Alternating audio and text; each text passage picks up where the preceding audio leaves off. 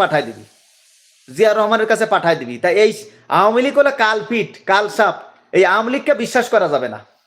এই আওয়ামী লীগকে বিশ্বাস করবেন তো আপনি মরবেন, এটা মনে রাখেন। এই আওয়ামী লীগ আজকে এতটা সাহস পাইতো না যদি বিএনপির লোকে সাহস না দিত। আমরা আপনাদের পাশে আছি, আপনাদের ভয় নেই। ধানের শীষ আছে নৌকার পাশে, নৌকা নাই তাই কি হয়েছে, ধানের শীষ আছে, আপনাদের কোনো টেনশন নেই।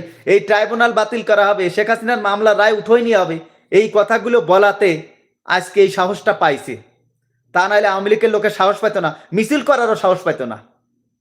একটা লোককে মিছিল করারও সাহস পায় না, শুধু এই বিএনপির উস্কানিতে তারা সাহস পাইছে।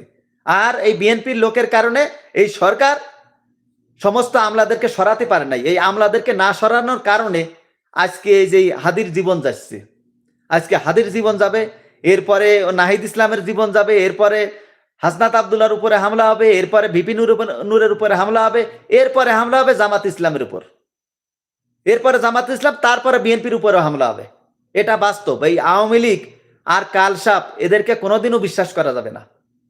আওয়ামী লীগ আর কালসাপ এদেরকে বিশ্বাস করা যাবে না। এদেরকে ধরিয়ে জেলে